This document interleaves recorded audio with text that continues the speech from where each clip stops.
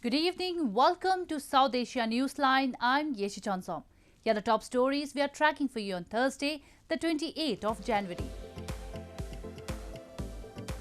Tension erupts as locals demand agitating farmers to vacate Indian capital's border.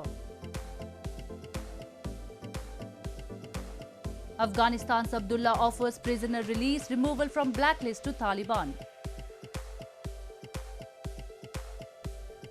And Sri Lanka receives COVID vaccines from India under its neighbourhood first policy.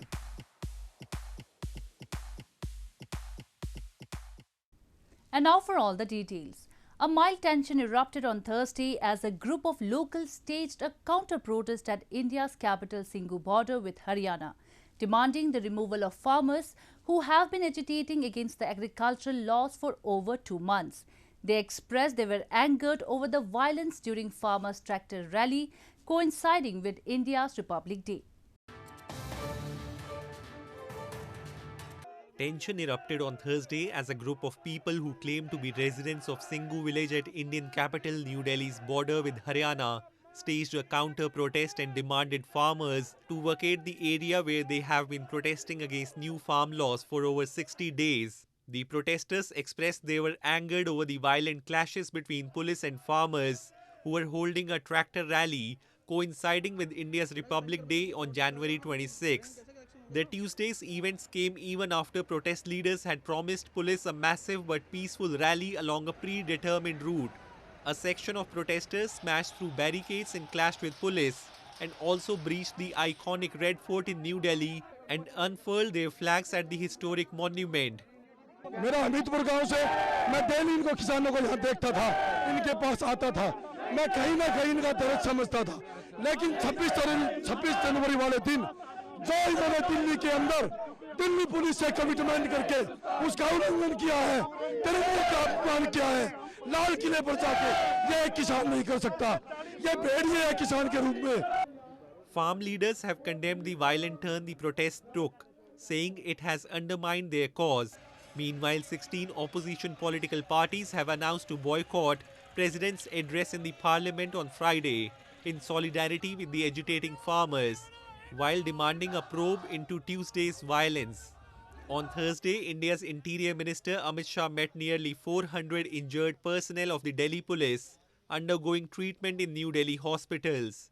Police has arrested at least 19 people and registered over 25 criminal cases in connection with the violence. India's Foreign Minister S. Jaishankar on Thursday said that the events in eastern Ladakh last year have brought the relationship between India and China at crossroads, and the choices made will be profound repercussions not just for two nations but for the world. Speaking during a virtual conference, Jaishankar said the events in Ladakh not only signaled disregard for commitments or minimizing troops but also showed willingness to breach peace. His remarks came days after Indian and Chinese troops were involved in a fresh clash at their border in Sikkim last week. Jaishankar reiterated India's stand that any attempt to unilaterally change status quo is completely unacceptable.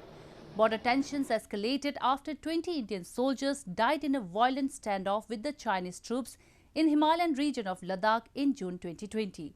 Since then, both sides have held a series of diplomatic and military talks without any breakthrough so far.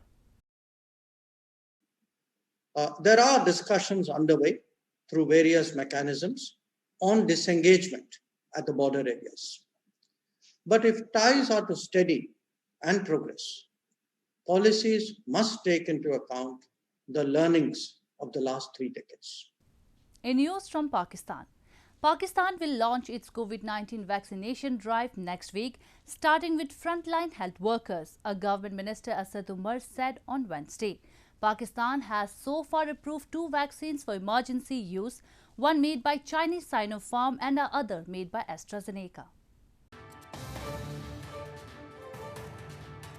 The COVID-19 vaccination drive will start in Pakistan next week, starting with frontline health workers, Planning Minister Asad Umar said on Wednesday, as the National Command and Operations Centre (NCOC) unveiled a comprehensive plan to administer the vaccine.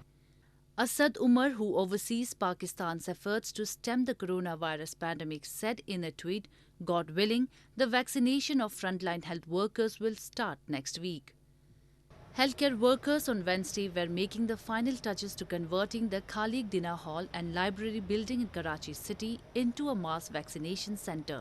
यहाँ पे ये pre assessment area है, यहाँ पे pre अपने registration कराएंगे, फिर हमारे डॉक्टर यहाँ पे बैठे होंगे, डॉक्टर उनको देखेंगे कि इनको वैक्सीनेशन लगनी है या नहीं, लगनी भी है या नहीं लगनी। उसके मुताबिक फिर आगे जाके ये हमने 15 क्यूबिकल बनाए हुए हैं, वहाँ पे 15 आदमियों को एट अ टाइम पे हम उनको वैक्सीनेशन करेंगे।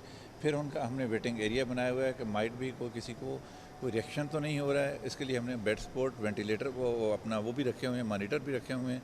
Pakistan has so far approved 2 vaccines for emergency use, one made by China National Pharmaceutical Group Sinopharm and the other by AstraZeneca. Russia's Sputnik V vaccine is also likely to get similar approval, officials say, adding that the authorizations will be reviewed quarterly with regard to safety, efficacy and quality. Pakistan reported 1,910 new coronavirus cases in 24 hours, taking the country's COVID-19 tally to 539,387 with 11,514 deaths. Moving on, Pak Sarzami Party Chairman Syed Mustafa Kamal has said that Pakistan's Prime Minister Imran Khan-led government has been creating future terrorists by not conducting a fair census in Karachi city. He blamed by not recognizing the correct population in the latest census, residents are being deprived of their basic rights. Pak Sarzameen Party or PSP chairman Syed Mustafa Kamal earlier this week warned that the Pakistani establishment has been creating future terrorists by not conducting a fair census in Karachi, as he threatened to lock down the city over the move. Addressing a massive protest rally against the acceptance of the National Census 2017 by the Federal Cabinet, Kamal said the census should be declared controversial because if it did not happen, the next 7 generations of Karachi would not be counted correctly, depriving them of their rights including necessities like water, electricity, gas and jobs. कल को तुम जब ये शहर के नौजवान इस frustration में इस जाति पर कल कोई हथियार उठाएगा, उसको रोजगार नहीं मिलेगा, उसको पानी नहीं मिलेगा, उसको दवा नहीं मिलेगी, उसको यहाँ पर ट्रांसपोर्ट नहीं, तो कल को फिर कोई हथियार उठाएगा, तुम आ जाओगे बंदूकें लेकर कि हमने दहशतगर्द मार दिया है, हमने दहशतगर्द पकड़ लिया है, तुम आ जाओगे ऑपरेशन करने, अरे तुम कल के दहशतगर्द आज बना रहे हो। Kamal further said not a single bus has been given to the city in 13 years. Residents remained silent when Karachi's hospitals, universities and industries were destroyed and when it turned into a pile of garbage, but will no longer sit in silence over the matter of census. He requested the Chief Justice of Pakistan to take notice of the unfair census, which mentions Karachi's population as 16 million instead of 30 million.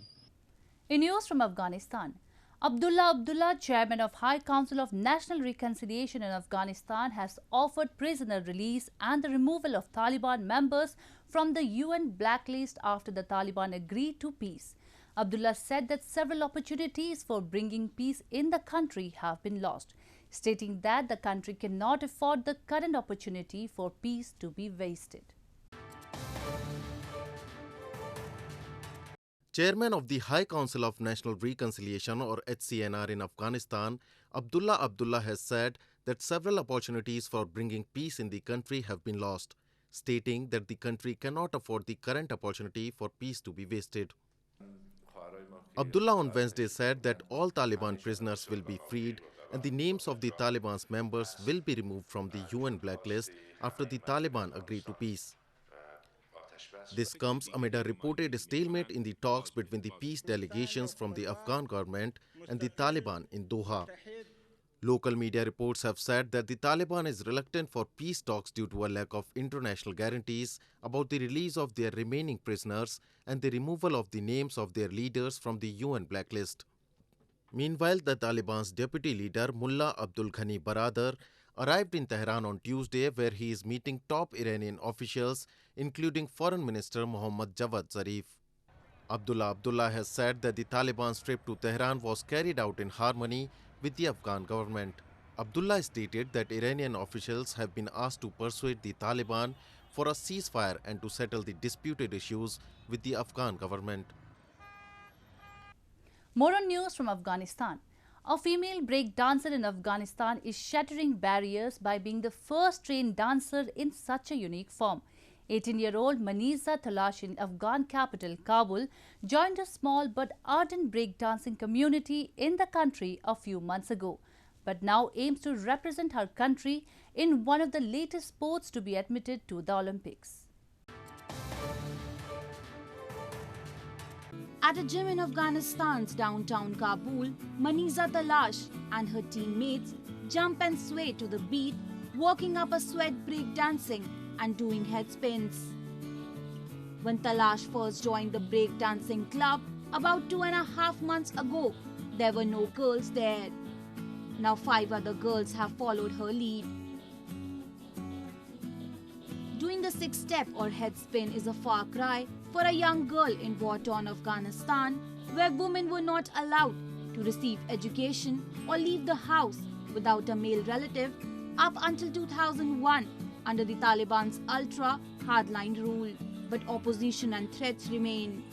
من اون خدا منیژه تلاش هستم 18 سال دارم و بریکینگ تمرین میکنم مدت 2.5 ماه میشه و به خاطر که علاقه زیاده داشتم به این رشته آمدم تا یک الگوی خوب باشم در افغانستان. نظر من خیلی خوب است که بانوانم بتونن داخل این چون مثلا ورزشی این چون رشته از این به بعد کار بکنن. ما 4 سال دیگه وقت داریم که دخترای زیادی رو داخل افغانستان تربیت کنیم تا سال 2024 بتونیم حداقل 1 دختر یا 2 دختر به عنوان ورزشکار رشته بریکینگ برای جامعه جهانی ما معرفی بکنیم. The Lashes Club in Kabul, founded by a few local breakers a year ago, now has over 30 members who train 3 days a week to learn the finer points of a dance style that has evolved into a sport. Apart from having to overcome social hurdles, the Lash has to brace for tough physical training, but she is determined. Moving on to news from Sri Lanka. Sri Lanka on Thursday received a huge consignment containing 500,000 doses of Covishield vaccines manufactured by Serum Institute of India under the Vaccine Maitri initiative. Countries who have received a supply of COVID-19 vaccines from India under Neighbourhood First policy include Bhutan, Maldives, Nepal, Myanmar, Sri Lanka, Afghanistan and Bangladesh. Sri Lanka on Thursday received the first batch of coronavirus vaccine dispatched by India in the latest move by New Delhi to donate millions of vaccine doses to its South Asian neighbours. Sri Lankan President Gotabaya Rajapaksa received the consignment packed in 42 boxes at Bandaranaike International Airport. Taking to Twitter, he thanked Indian Prime Minister Narendra Modi and people of India for generosity shown to people of Sri Lanka at this time in need. The vaccines are part of India's Vaccine Maitri or Vaccine Friendship initiative, and these have also been gifted vaccines to 7 other countries in the region. Meanwhile, vaccination process in the island nation is set to commence from Friday. Sri Lanka, a country of 20 million population, has so far reported 60,694 COVID-19 cases with 290 deaths. The vast majority of the production of the 3 most widely approved COVID-19 vaccines, including the AstraZeneca drug, has so far been snapped up by developed nations. Well, that's all we have for you from South Asia this evening. Now our viewers can watch the show on SouthAsiaNewsline.com. You can also visit us on Facebook.com/AsAsiaNewsline and follow us on Twitter @AsAsiaNewsline. That's all in tonight's edition. We will see you same time tomorrow. Good night.